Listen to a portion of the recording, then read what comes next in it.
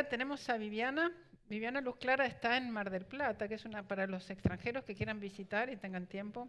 Nuestra ciudad veraniega por excelencia. Hola Viviana querida, perdón por la demora, pero había mucho interés por la presentación de Lucas acá sobre temas de infraestructura. Ahora vamos a cambiar un poco el enfoque. Mañana sigue el tema infraestructura con presentaciones muy interesantes también sobre 5G en Brasil. Después hay un panel de infraestructura con varios panelistas, algunos que van a estar acá con nosotros y otros virtuales.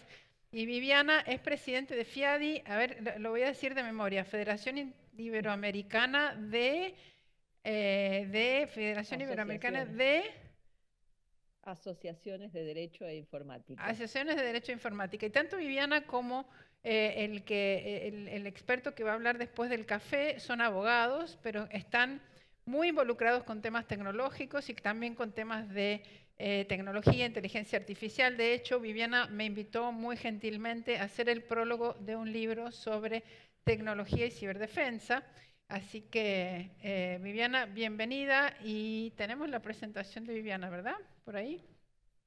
La Sí, tiene que, creo que se puede ver. Sí, ahí sí, se está. ve perfectamente. ¿La tiene que pasar ella o la pasamos nosotros? La tenés que pasar vos, me dicen. Así que bueno, bienvenida. Disrupción jurídica tecnológica. Es muy interesante tanto lo que va a plantear Viviana como Mario Adaro después, que es jefe de la Corte de Mendoza. Shh, allá los muchachos del fondo. Em, Bueno, Porque muchísimas es gracias, el impacto Olga, de la por tu tecnología y también presentación. de la inteligencia artificial en temas tan distantes de la tecnología como es, como es el derecho, ¿no? Pero bueno, acá, bienvenida, Viviana. Muchísimas gracias, Olga. Muchas gracias a la Escuela del Sur de Gobernanza en Internet, de la cual he participado algunas veces presencialmente, pero hoy me toca exponer desde acá, desde Mar del Plata. Bueno, la tecnología nos permite esto, así que sumamente agradecida. Y bueno, es difícil tal vez, después de todo lo que estuvimos escuchando de un ingeniero, de hablar de 5G, bueno, pasar a otra visión que es la que tenemos los abogados, ¿no? Como decía Olga, tanto yo como el doctor Mario Adaro, que va a hacer la siguiente exposición, somos abogados y lo que buscamos, bueno, por lo menos en mi caso, yo en este momento tengo el honor de presidir la FIADI, la Federación Iberoamericana de Asociaciones de Derecho de Informática, en sus 40 años que está cumpliendo justamente este año y dedicados al estudio de la interrelación entre el derecho y la informática, que creo que es tan fundamental y tan necesaria en momentos como este, donde la interdisciplina se hace imprescindible para entender los procesos a los cuales estamos sometidos, los procesos tecnológicos que van en avance. En una medida, vamos a ver a lo largo de mi presentación, yo quiero empezar desde lo más básico para poder ver este desarrollo hasta nuestros días y lo que viene hacia el futuro. ¿Desde qué visión? Desde la visión del derecho y de cómo nosotros, desde nuestro lugar de ciudadanos y de abogados y de ingenieros que también todo el tiempo están compartiendo con nosotros, por eso digo que se trabaja en la interdisciplina, tenemos que ver hacia qué mundo vamos, cómo nos protegemos y también cuáles son los marcos jurídicos adecuados a esta disrupción tecnológica. Para comenzar, yo quiero ir hacia lo más lejano, que eran los entornos. Nosotros conocemos tres entornos: el entorno rural, que es el de la siembra y la cosecha; el de los tiempos largos, que fue aquel donde comenzó toda nuestra ¿Cierto? evolución. Es a ese entorno rural, ¿no? Donde había que esperar las estaciones para Sí. poder cosechar, le siguió el entorno industrial. Cuando comienza la época de la máquina de vapor y demás, se hace posible entonces que comiencen las fábricas y las industrias. Y allí la gente que vivía en ese entorno del campo comienza a trasladarse hacia las ciudades para tratar de estar cerca de sus lugares de trabajo. Y allí entonces hay un segundo entorno al cual nosotros nos vemos sometidos, un entorno donde ya la tecnología empieza a dominar el tema de las fábricas.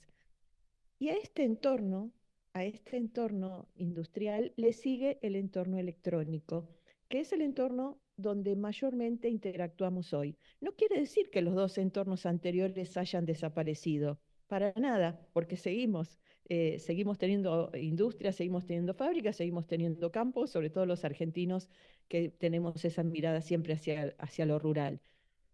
Pero este entorno electrónico, que es transversal a todo y que ahora vamos a ver un cuadro del avance de la tecnología, hoy todo lo que hacemos tiene connotaciones en el entorno electrónico. Un entorno que es eminentemente visual, sumamente dinámico, internacional, donde todo lo que se transmite son datos, es información y que nos lleva a la interculturalidad, a poder estar conectados con personas que están del otro lado del mundo y con las cuales hacemos infinita cantidad de acciones. Como ustedes pueden ver, acá hay un gráfico donde yo traté de pasar un poco el avance de la tecnología y veamos, esto quiero para mostrar cómo ha sido el desarrollo creciente en su velocidad de la tecnología. Fíjense ustedes que hace 300.000 años antes de Cristo el hombre pudo descubrir el fuego y a partir de ahí darse cuenta de que podía cocinar sus alimentos y demás. Pasaron cantidad de años, hasta el 3300 antes de Cristo, fíjense ustedes, casi 300.000 años, hasta que el hombre descubrió la rueda. Y allí hubo un salto muy importante.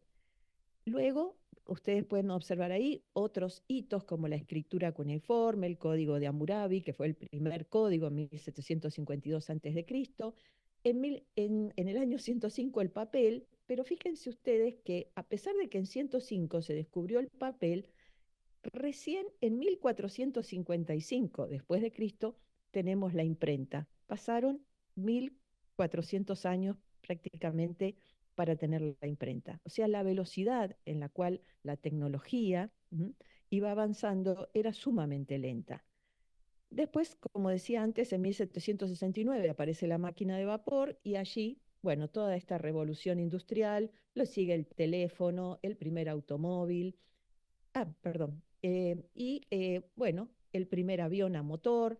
Y así como ustedes ven, 1927 la televisión, cada vez se van achicando más los tiempos entre un hito y otro. Esto es lo que llamamos un registro de logros, donde vamos anotando los logros tecnológicos. Por supuesto que podría haber muchísimos más, pero a los efectos de poder describir cómo ha ido la tecnología avanzando. Fíjense, en 1946 tenemos la primera computadora ENIAC de IBM y bueno, a continuación ya vamos viendo, por ejemplo, en 1956 la teoría general de los sistemas, 1969 el hombre a la luna, ahí cada vez se achican más, 1980 el primer ordenador personal, 1989 Internet, bueno, Internet como ARPANET surgió antes, ya esos, todos los que están acá lo saben, de eso se trata esta escuela, eh, pero de forma masiva nosotros lo tuvimos en Argentina, Internet, a partir de los decretos de año 95-96. Y en 1999 el mapa del genoma humano. Y ahí termina esta sucesión de logros que, como ustedes ven, fueron incrementándose, pero de una manera, en un principio bastante lenta para luego avanzar rápidamente. Pero los mayores logros aparecen a partir del año 2000, cuando Internet se hace masivo y todos de una manera u otra empezamos a interactuar a pesar de la brecha digital y demás, que por supuesto a través de políticas públicas siempre vamos tratando de que se vaya cerrando, pero el cambio ha sido vertiginoso a partir de esa fecha. Se crean entonces, a partir de la evolución de la tecnología, nuevas realidades que van modificando nuestro mundo tal como lo conocemos. La tecnología no es más que, como decían los griegos, ¿no? La tecné, las herramientas que el hombre usa para tratar de alargar el poder de su mano. ¿M? Antes el hombre todo lo hacía con su mano hasta que descubrió que podía utilizar herramientas que le permitieran alargar ese poder. Hoy esas herramientas en su mayoría son, bueno, tenemos que hablar de disrupción, son muy disruptivas. Estamos usando cada vez más tecnología que avanza de una manera muy, muy importante. Entonces, el punto es, al día de hoy, saber qué hacer, saber cómo hacerlo, y esto también transforma todas las áreas. Lo que veníamos haciendo hasta hace un tiempo atrás, seguramente hoy se modificó. Se modificó porque la transformación digital, sobre todo después de la pandemia, nos ha implicado a todos y, como van a ver acá, yo hablo de la tecnología en el servicio de justicia. Y bueno, en el servicio de justicia hoy en Argentina, en la provincia de Buenos Aires, donde estamos ahora, tenemos servicios digitales, un expediente totalmente electrónico de principio a fin, donde uno ingresa los datos a través de un sitio web, ese formulario, y todo el proceso es electrónico. Incluido, lo último que se incluyó fueron las audiencias virtuales a través de las plataformas, en el caso del Servicio de Justicia, Microsoft Teams, pero en el caso de, por ejemplo, las mediaciones electrónicas prejudiciales, que también es un sistema obligatorio en nuestra provincia, bueno, también se pueden hacer a través de audiencias virtuales con cualquiera de las plataformas que estén a nuestro alcance, Zoom, Meet, Jitsi, cualquiera de las que tenemos. Entonces, audiencias virtuales para temas judiciales y prejudiciales. Firma electrónica, que fue la que estuvo dominando hasta hace un tiempo atrás, la firma en los escritos judiciales, y hoy firma digital, que prácticamente todos usamos firma digital por su seguridad, por sus características de autenticidad, eh, autoría, no repudio, integridad del documento que viaja firmado electrónicamente. Entonces, de acuerdo a lo que dice nuestro Código Civil, su artículo 288, se ha optado por el sistema de firma digital para dar validez a todos los documentos electrónicos. Y plataformas de ODR para también resolver cuestiones que hacen al comercio internacional o al comercio electrónico, que difícilmente puedan ser llevadas al ámbito de la justicia ordinaria de los países, porque a veces los montos son muy pequeños, entonces necesitamos sistemas de resolución de conflictos ágiles que puedan resolver los conflictos en el mismo entorno en el que se generaron y de una manera realmente rápida y de bajo costo, porque sabemos que los costos de la justicia desafortunadamente todavía son muy altos. Las plataformas de ODR, que hay muchísimas, algunos sitios de comercio electrónico proveen sus propias plataformas y otros son centros virtuales, que en definitiva no deja de ser un sitio en Internet donde nosotros podemos acceder para, a través de un formulario electrónico, tratar de resolver nuestro conflicto. Uno de los pioneros ha sido el sitio de la OMPI en resolución de conflictos de nombres de dominio, ya desde fines de los 90. Bueno, porque la facilidad que daba a través de un formulario en distintos idiomas, resolver los conflictos de propiedad intelectual entre nombres de dominio y marcas, eso fue uno de los primeros centros de resolución de conflictos que conocimos y hoy se han multiplicado. Y la utilización de inteligencia artificial para dar agilidad a los procesos en el ámbito de la justicia. Bueno, aquí en Buenos Aires tenemos el sistema Prometea, que a través del IA Lab, en conjunto con, bueno, con la Universidad de Buenos Aires, a través de Gustavo Corbalán, que es su director, han hecho conocer en casi todo el mundo este sistema Prometea para dar agilidad a las causas, en este caso del Ministerio Público de la Ciudad de Buenos Aires, pero que también se utiliza en otras provincias y en otros países, como por ejemplo en Colombia. Entonces, nosotros vemos que esta transformación que llega a todas las áreas, como vemos en nuestro servicio de justicia, pero en todas las áreas, en la medicina, en la educación, en el comercio, en lo laboral que nos llevó a tener una ley de teletrabajo, la 27555, fruto de la pandemia, porque ya había mucha gente que teletrabajaba, pero no había un marco legal que diera realmente el marco, valga la redundancia, a esas tareas que se estaban realizando. Y hoy, afortunadamente, la tenemos. Entonces, como les decía, la disrupción constante en todos los niveles y es en todos los sectores, y así es como la tenemos que comprender. Y requiere de un marco legal y ético acorde. Siempre que hablamos de tecnologías disruptivas, nos estamos refiriendo a tecnologías que marcan un antes y un después de lo que teníamos. Es decir, conocíamos hasta ese momento una manera de hacer las cosas, pero irrumpe una tecnología que es más rápida, tal vez en menor costo, tal vez con elementos más pequeños, y entonces la utilizamos porque nos parece que nos sirve mucho más. Pero esto también requiere un marco legal por el gran impacto social y económico que produce una nueva tecnología, ¿no? Todos recordamos que antes de Netflix íbamos a alquilar nuestros videos, pero apareció Netflix y terminó el negocio de los videoclubs para pasar a esta nueva modalidad. Y así con muchísimas cosas de las que hacemos hoy en día, cambios en la manera de funcionar que vamos teniendo en todas las cosas. La inteligencia artificial se alimenta de algoritmos.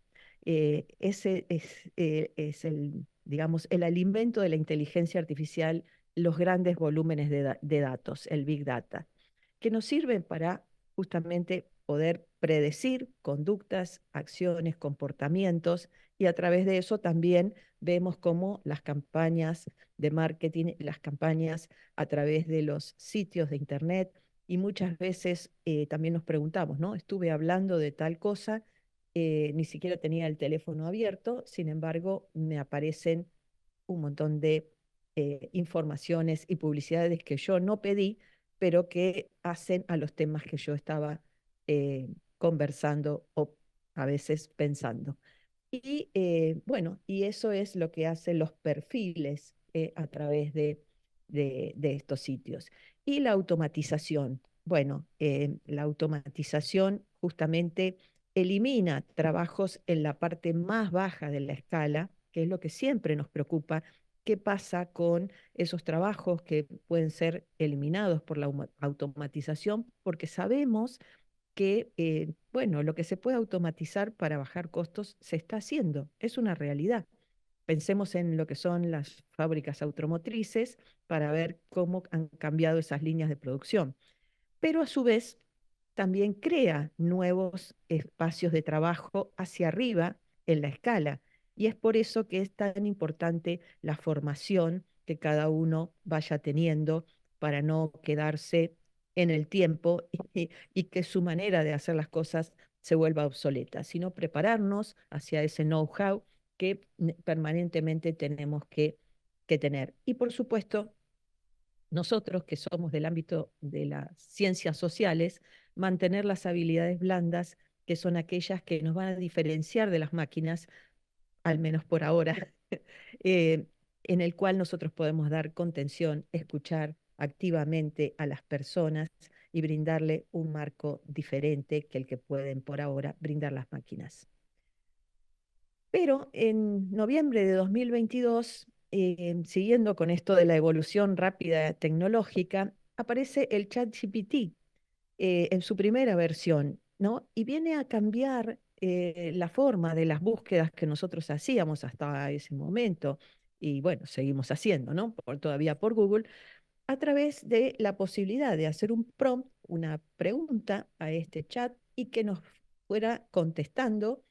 Cuanto más claridad y cuanto más en contexto yo pueda poner mi pregunta, haciéndole saber dónde me encuentro, para qué quiero saber lo que quiero saber, si estoy relacionada con una legislación en particular, en qué fechas, en qué entorno, entonces más acertadas van a ser las preguntas, las respuestas, perdón, sí, las preguntas y en consecuencia las respuestas, pero no me tengo que olvidar de validar esas respuestas, porque Si yo sé del tema, bueno, en general voy a poder darme cuenta si lo que se me está diciendo es correcto o no.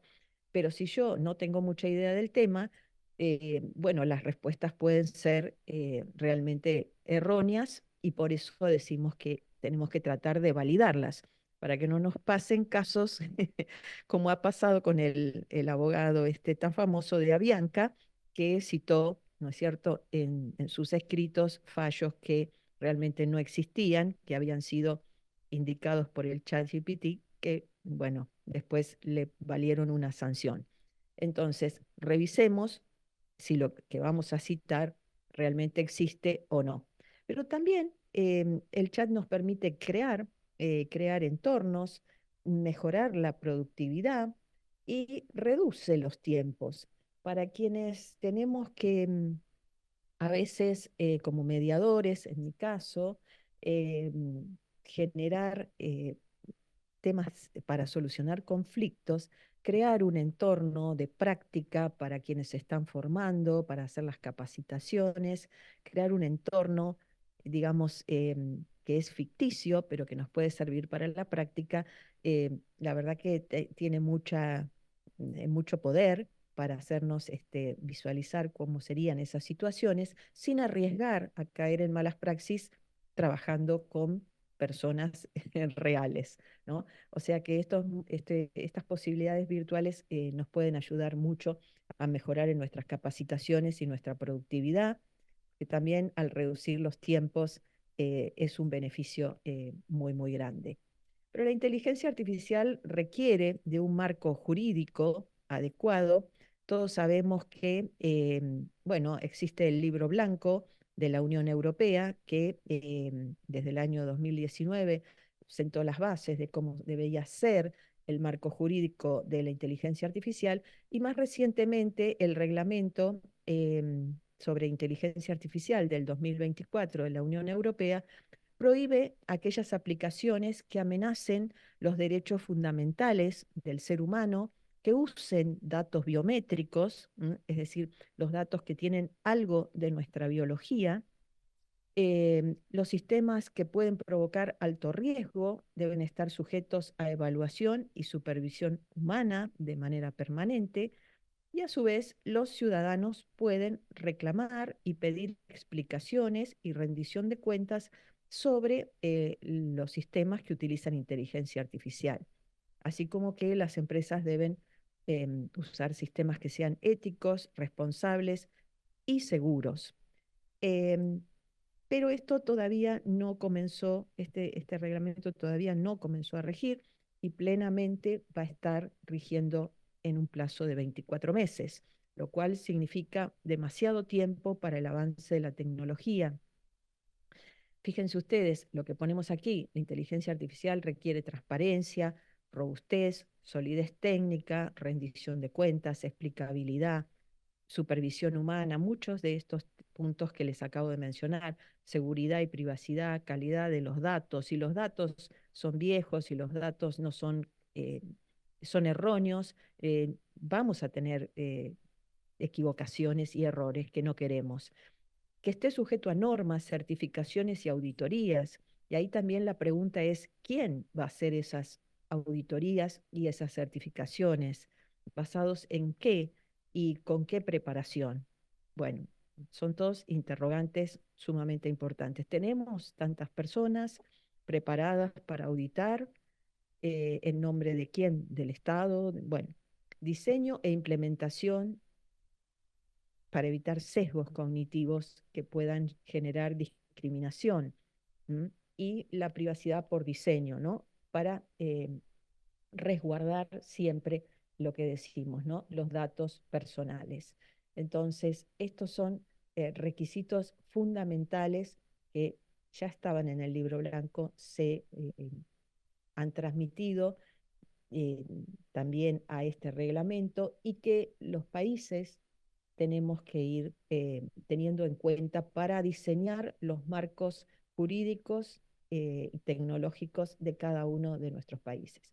También indicar quién va a ser el responsable si hay riesgos o peor aún si esos riesgos se transforman en daños o perjuicios a las personas. ¿Quién va a responder? Responde la máquina, que podría ser un auto autónomo, responde el dueño, el titular, el que lo fabricó, el que lo desarrolló. Bueno, si aplicamos la ley de defensa del consumidor que tenemos en Argentina, la 24240, todos serían responsables, desde el fabricante, el distribuidor, el vendedor, todos estarían en esa cadena de responsabilidades frente al riesgo creado o al daño que esas personas hayan podido sufrir por un elemento que con inteligencia artificial ha provocado esta situación. Y también el titular, por supuesto, quien lo maneja o quien lo ha adquirido. También, más allá de todo lo que nosotros podemos prever, pueden aparecer funciones no previstas y en consecuencia también daños no previstos. Puede ser que la pertinencia y precisión que buscamos no sea tal, y puede ser que a pesar de todo lo que hayamos hecho, haya sesgos cognitivos que puedan perjudicar a las personas. Bueno, todo esto tiene que estar bajo el análisis y legislado para que si una situación disvaliosa ocurre, podamos rápidamente saber qué es lo que tenemos que hacer. Pero si bien todavía estamos hablando de legislar sobre la inteligencia artificial, que ya la tenemos, y hace mucho tiempo que la tenemos, no es algo nuevo, si bien, como decimos, hace 2 años desde el chat GPT como que se aceleró el hablar de la inteligencia artificial, hay una mayor transformación esperando a la vuelta de la esquina. Mejor dicho, ya está también ahí. Y esta mayor transformación es una superinteligencia artificial que es la computación cuántica, que va a tener un altísimo impacto social porque multiplica muchísimas veces la capacidad de cálculo que conocemos al día de hoy y va a permitir mucha más innovación. Y que hay países como por ejemplo China que están invirtiendo sumas altísimas en esta computación cuántica. Sabemos que las computadoras cuánticas existen, que IBM la tiene, la NASA la tiene, en Europa existen, los chinos también la tienen, pero que requiere una cantidad de, digamos, de energía que hace que todavía al día de hoy no sea factible para el uso masivo.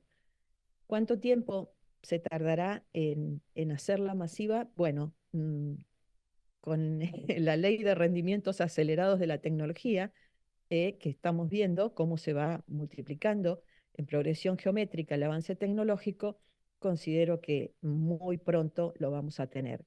Y para eso necesitamos también políticas públicas a nivel internacional que nos den un marco adecuado.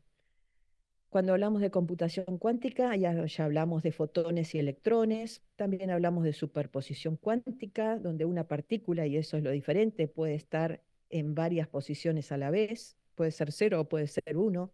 Entrelazamiento cuántico, dos partículas correlacionadas, si una cambia, la otra también.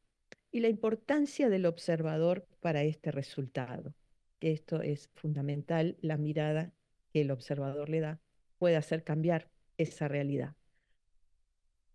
Bueno, para algoritmos cuánticos, entonces tenemos que pensar también computación cuántica, criptografía cuántica, porque los sistemas que hoy son seguros, como hablábamos hace un momento, un expediente digital firmado digitalmente en sus escritos, con la computación que tenemos hoy, la firma digital es un sistema seguro, pero en la computación cuántica se necesitaría una criptografía cuántica para asegurar ese sistema.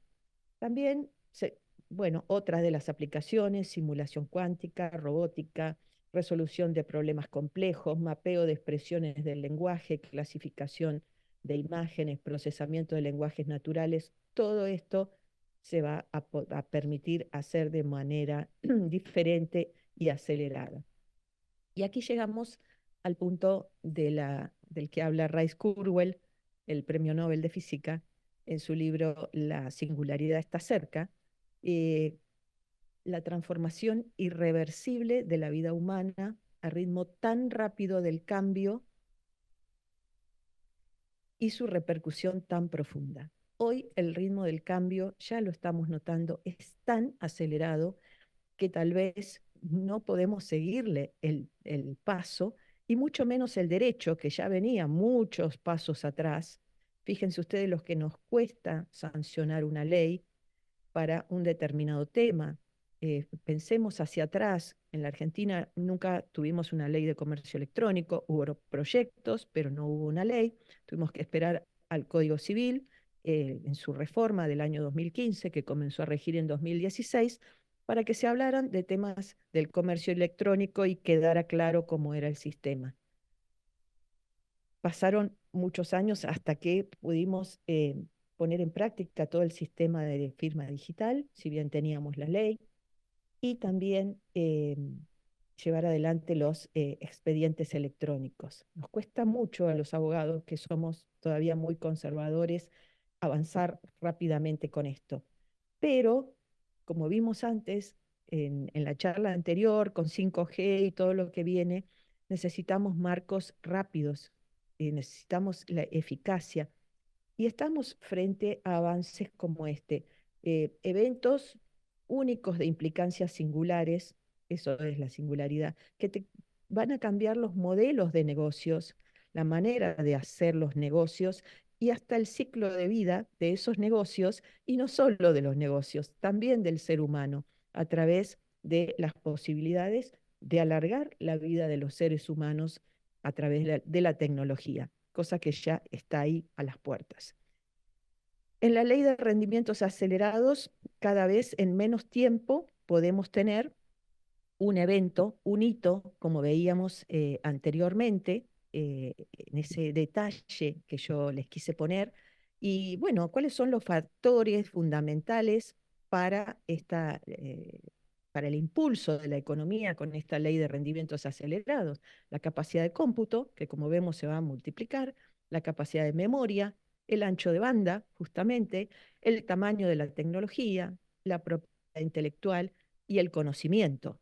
Transformaciones todas que tenemos que ir entendiendo para evitar el alto impacto que significa para una sociedad cuando no se entiende hacia dónde vamos. O sea, creo que la idea mía esta tarde es hacerles ver a través de esta pequeña exposición hacia dónde vamos, cuál es el ritmo que está llevando nuestro mundo en esta aceleración tecnológica que, como vimos, comenzó muy despacio, pero hoy estamos en esa curva, digamos como en la rodilla de la curva de progreso exponencial, que como vimos comenzó lento, pero luego se vuelve explosivo y avanza en progresión geométrica, siguiendo las ideas de Gordon Moore.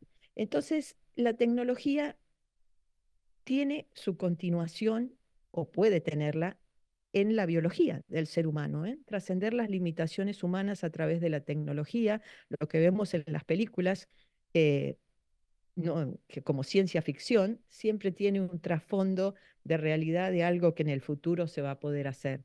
Entonces, si nosotros seguimos con un pensamiento lineal para entender lo que viene, como juristas, no lo vamos a poder contemplar en la medida de lo necesario, y como ciudadanos, ¿no? Tenemos que pensar de una manera exponencial, porque así es la tendencia futura. Y bueno, como les decía, genética, nanotecnología, robótica son los pilares de lo que viene hacia el futuro en esta disrupción tecnológica. ¿Cuántas disrupciones más vamos a encontrar en la genética, de la mano de la robótica y en esta transformación permanente que también estamos llevando adelante los seres humanos? Porque somos los seres humanos los que creamos la tecnología, pero Marshall McLuhan nos dice, primero construimos las herramientas y luego ellas nos construyen a nosotros.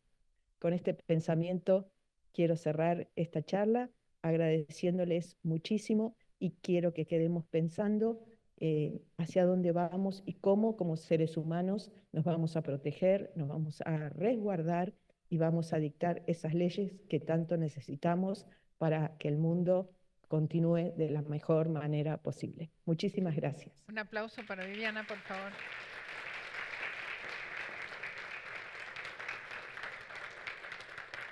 Hay muchos abogados en la sala. ¿Alguno quiere preguntar?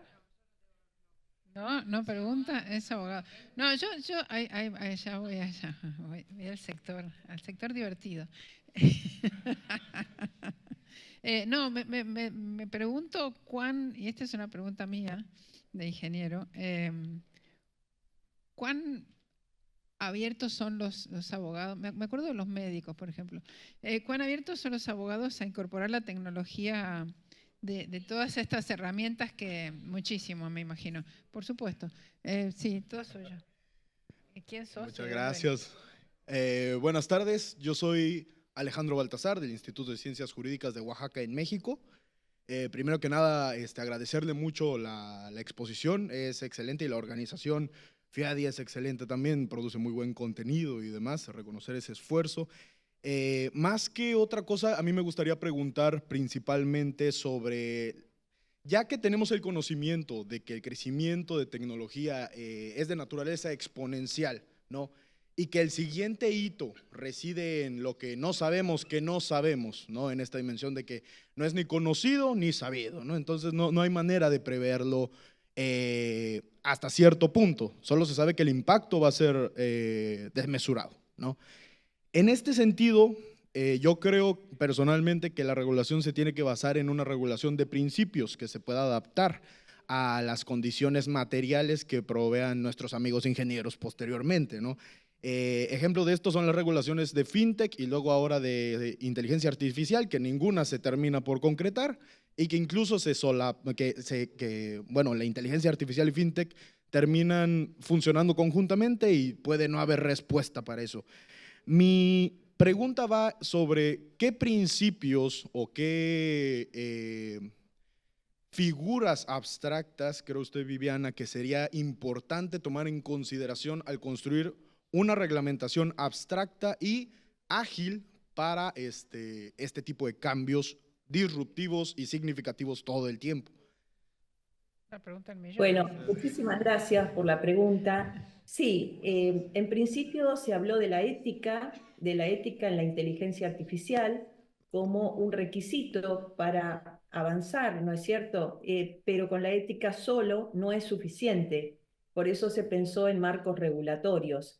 Yo creo que la transparencia, que no existan las cajas negras, donde no sabemos esos algoritmos a qué responden, que sean sistemas robustos para que no puedan ser hackeados o puedan ser manipulados de alguna manera y nos lleven a resultados que no queremos o generen perjuicios. La rendición de cuentas de todo lo que se hace, que podamos explicar y la implementación de la privacidad por diseño, más allá de todo, que sean los propios ingenieros que están diseñando desde el origen tengan en cuenta que es necesario resguardar la protección de los datos del ser humano, que cada vez hay más datos nuestros por todos lados, ¿no es cierto? Entonces creo que esas son las bases. Pero además también pienso esto, nosotros pensamos en la Unión Europea, en su reglamento, en lo que podemos hacer aquí o en los Estados Unidos, pero ¿qué pasa en los otros países como China, que de pronto tienen otras ideas y no sabemos cuáles son los marcos jurídicos que ellos están desarrollando, si son compatibles con los nuestros? Y creo que las políticas tienen que ser a nivel internacional, porque los perjuicios que se pueden causar también van a ser a nivel internacional. Creo que va un poco por ahí. Te agradezco la pregunta y me gustaría hacerle yo una pregunta a ustedes. Uy, sonamos. ¿Qué es lo que les parece más desafiante de este momento a ustedes? Hay otra pregunta más y piensa en la pregunta de Viviana. Qué interesante. Un gusto. También agradecer a la organización, por el evento, la verdad ha sido excelente desde el primer momento y también por la exposición suya. A mí me queda una duda más que todo respecto de que si bien obviamente la tecnología y la información afecta a todas las áreas del ser humano, ya dentro de ello también al derecho, de igual forma creo que hay sectores de la población, yo que vengo de Chile y que también he trabajado, por ejemplo, en lo que son la defensa de sitio de dominio, hay sectores de la población que tienen desconocimiento de todo este avance y que se van quedando atrás, ¿vale? Sectores ya sea por la edad, por la ubicación, por diferentes tipos de factores, ¿ya? Entonces, dentro del marco legal de lo que es la regulación tanto de la tecnología como la inteligencia artificial, ¿dónde debería consagrar un derecho específico o un principio a través del cual se trate de proteger y traer un desarrollo, pero integral, de lo que es la inteligencia artificial para que vaya en apoyo o en estandarización de este grupo sector etario o sector de personas que se quedan atrás en el desarrollo tecnológico? Y en el mismo sentido es que tanto es el avance de la tecnología que va generando una inmediatez tan alta que cada vez va siendo más las personas que van quedándose atrás en este desarrollo de la sociedad. Entonces, en ese sentido, también me queda la duda respecto de que si bien la tecnología avanza a un ritmo vertiginoso, eso mismo afectará a toda la población a que seamos superados posiblemente por la misma tecnología y el avance de la inteligencia artificial. Ese sería mi comentario final. Sí, gracias por tu comentario y por tu pregunta. Esto se basa en políticas públicas de los países para no dejar afuera a un montón de gente, pero por eso el porqué de mi charla, porque creo que tenemos que divulgar este tipo de cosas, darle difusión, hacer entender a la gente hacia dónde vamos, dónde estamos parados, por qué estamos hoy acá, de dónde venimos y a dónde vamos. Si no entendemos esto, también esto lo tienen que entender desde los chicos que están en la escuela primaria hoy hasta los que se reciben y las personas más grandes que, como decís, no tienen esa preparación, esa capacitación para estar acorde a manejar un sistema tecnológico de alta calidad que requiere una preparación. Entonces, tenemos que, lo primero, hacer ver dónde estamos y hacia dónde vamos. Y ahí cada uno será responsable de buscar y de... Hoy hay muchas herramientas a la mano. Cualquiera a través de Internet, gracias a Dios que tenemos Internet, puede aprender muchísimas cosas a través de los videos, de formaciones en línea. Hay muchísimas formas de capacitarse. Está en cada uno de nosotros. Por supuesto, todavía hay brecha digital. Sí, existe. Todavía hay personas que no tienen acceso a los recursos para perfeccionarse y capacitarse. Pero bueno, esas son tareas de políticas públicas que tenemos que cubrir, que los estados tienen que tener su grupo de personas especializadas para que se dediquen a estos temas y hacer entender y a capacitar a quienes tienen menos posibilidades.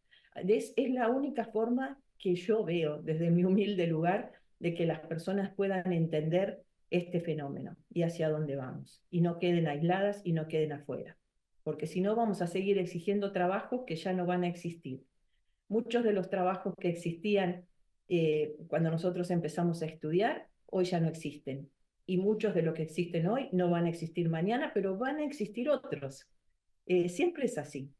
Cuando se dejó el caballo por el automóvil, la gente creyó que, bueno, poco menos se iba a terminar el mundo. Y sin embargo, los caballos siguen, por otro lado, para otras cuestiones, y los automóviles lo reemplazaron y la gente tiene otro tipo de trabajos. Entonces, tenemos que generar ese cambio, esa transformación, entendiéndola y poniéndonos a la altura de las circunstancias, lo que el momento nos pide.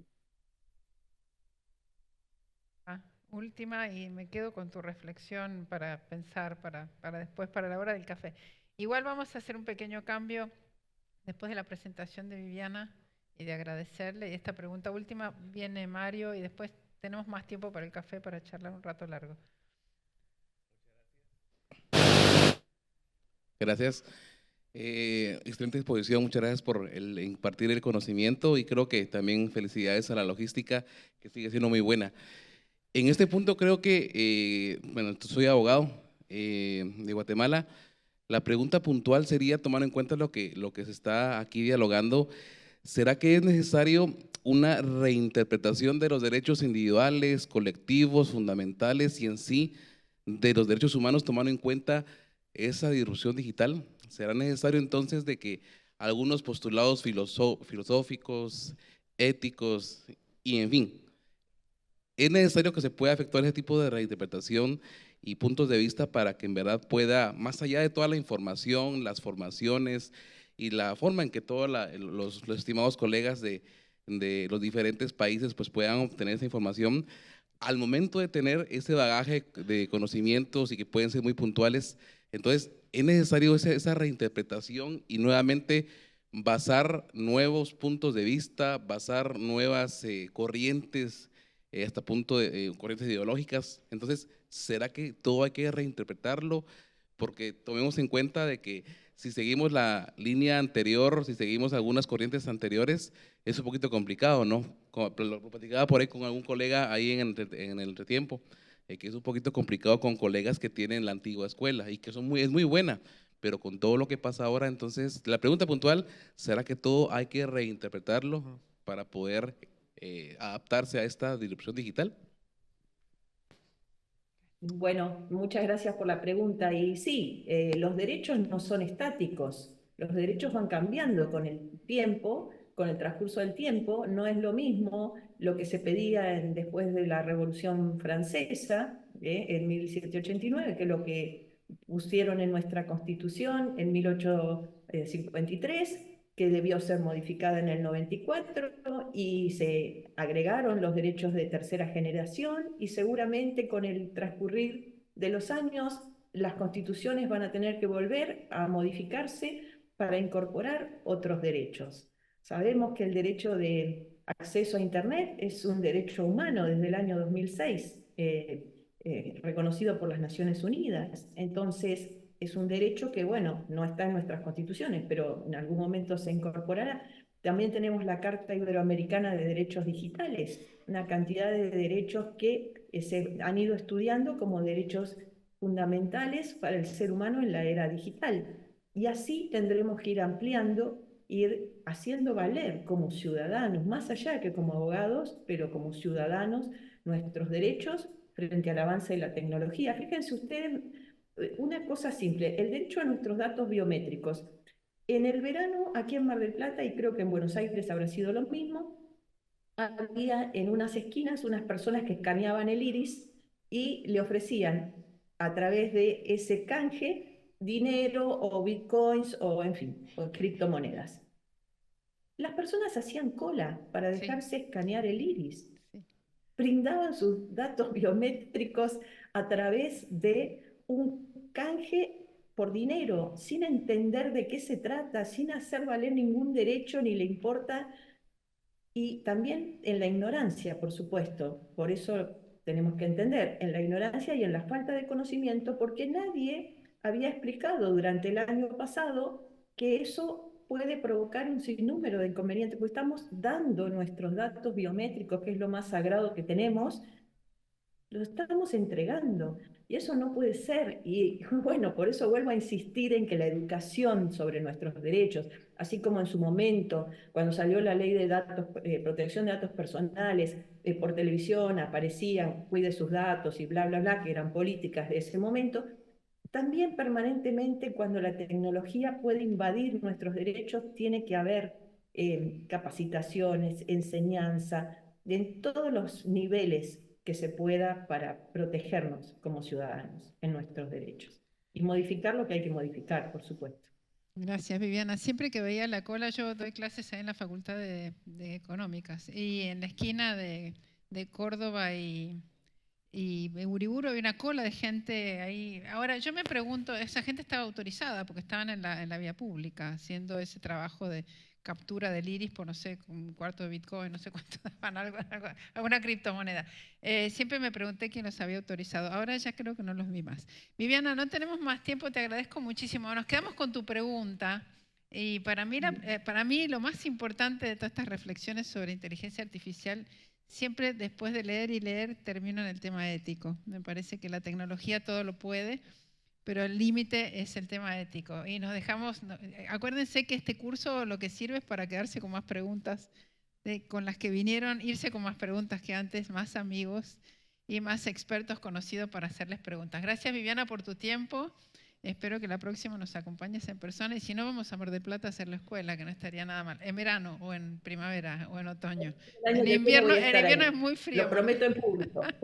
Gracias, querida. Un abrazo y un aplauso más para Viviana. Gracias. Muchas gracias.